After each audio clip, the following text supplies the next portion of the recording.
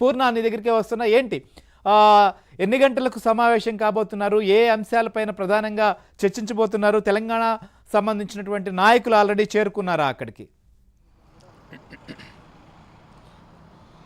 శ్రీహరి గారు మరి కొద్దిసేపట్లో అంటే చంద్రబాబు గారు ఇప్పుడే కొద్దిసేపటి క్రితం నారావారిపల్లి నుంచి ఉండవల్లిలోని నివాసానికి చేరుకున్నట్టు తెలుస్తుంది. అయితే వచ్చిన తర్వాత వెంటనే దీనికి సంబంధించిన ప్రక్రియ కూడా స్టార్ట్ అవ్వాల్సి ఉంది. కానీ కొంచెం డిలే అయ్యే అవకాశం కూడా కనపడుతుంది. ఎందుకంటే సరిగ్గా 6 గంటల సమయానికి మొత్తం కూడా తెలంగాణ నేతలందరూ కూడా భేటీ అయ్యే అవకాశం కూడా కనపడుతుంది. మొత్తం కూడా దాదాపు 15 మంది తెలంగాణ చెందిన కీలకమైన నేతలందరూ కూడా ఇప్పటికే అమరావతి రాజధాని చేరుకున్నట్టు తెలుస్తుంది. వీళ్ళందరూ కూడా 6 గంటలకే మొత్తం కూడా ఉండవల్లిలోని చంద్రబాబు నివాసానికి చేరుకుని మొత్తం కూడా అక్కడ చంద్రబాబుతో భేటీ అవుతారు. ప్రధానంగా ఏదైతే జూబ్లీహిల్స్ ఉప ఎన్నికల్లో ఇటువంటి స్టాండ్ తీసుకోవాలన్న దాని మీద ప్రధానంగా చర్చించే అవకాశం కనపడుతుంది. ఎందుకంటే ఇప్పటికే టీడీపీ అటు బీజేపీ జనసేన 3 పార్టీలు కూడా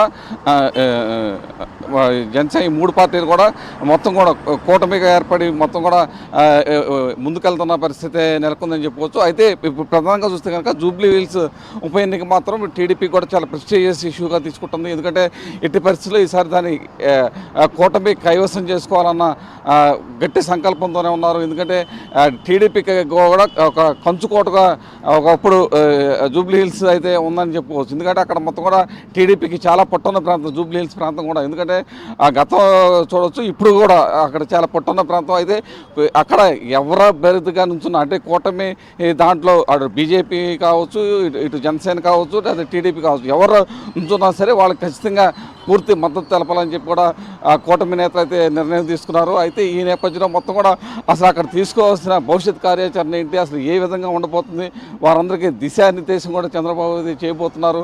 అయితే ఇప్పటికే దాని మీద ఒక క్లారిటీ అయితే చంద్రబాబు వచ్చినట్టు కూడా తెలుస్తుంది.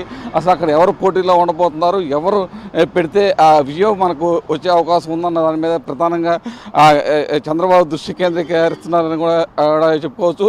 అటు బీజేపీ పెద్దలు అలాగే జనసేన మన కీలక నేతలతో కూడా ఇప్పటికే చంద్రబాబు టచ్లోకి వాళ్ళందరితో కూడా మాట్లాడడం కూడా జరుగుతుందని చెప్పుకోవచ్చు. ఎస్ పూర్ణ. మరొక అంశం, ఇక్కడ స్థానిక సంస్థల ఎన్నికలు కూడా జరగబోతున్నాయి. సో స్థానిక సంస్థల ఎన్నికలపైన కూడా చర్చించే అవకాశం ఉంటుంది. ఎందుకంటే సర్పంచ్లు కావచ్చు, ఎంపీటీసీలు, జెడ్పీటీసీలు పోటీ చేసే పరిస్థితి ఉంది. కాబట్టి రాష్ట్రంలో చాలా చోట్ల స్థానికంగా ఇంకా నాయకులు వెళ్ళిపోయినప్పటికీ క్యాడరు చాలా జిల్లాల్లో ఉన్నారు. స్థానికంగా వాళ్ళు పనిచేస్తున్న పరిస్థితులు మనం చూస్తున్నాం. సో స్థానిక సంస్థల ఎన్నికలపైన కూడా ఎలాంటి వ్యూహం ఉండబోతోంది టీడీపీకి సంబంధించి?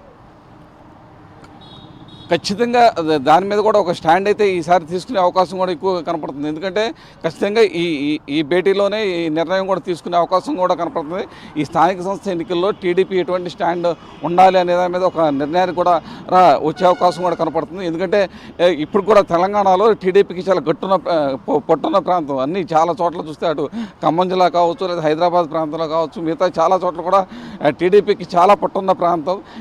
ఎన్ని చోట్ల కూడా స్థానిక సంస్థల్లో ఏ విధంగా వెళ్ళాలి, ఏ విధంగా ముందుకు వెళ్ళాలన్న దాని మీద కూడా మొత్తం కూడా నేతలతో చర్చించే అవకాశం కూడా కనపడుతుంది. ఎందుకంటే ప్రధానంగా టీడీపీ ఎవరైతే ఇప్పుడు ముఖ్య నేతలు ఎవరైతే వస్తున్నారో వాళ్ళంతా కూడా ఈసారి గట్టిగా స్థానిక సంస్థల్లో మనం గట్టిగా పర్సంటేజ్ అడగాలి, గట్టిగా మనం పోటీ ఇవ్వాలి, మనం కూడా పోటీ చేయాలి అని చెప్పి వీళ్ళంతా కూడా ఒక నిర్ణయానికి అయితే రావడం కూడా జరిగింది.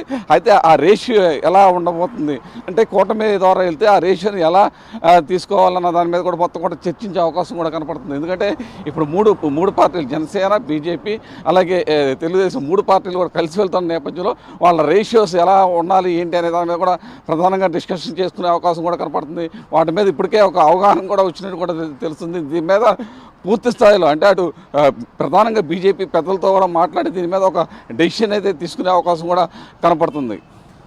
రైట్ పూర్ణ, చూద్దాం మీరు అన్నట్లుగా ఎలాంటి వ్యూహంతో ఉన్నారు అనేటువంటి దానిపైన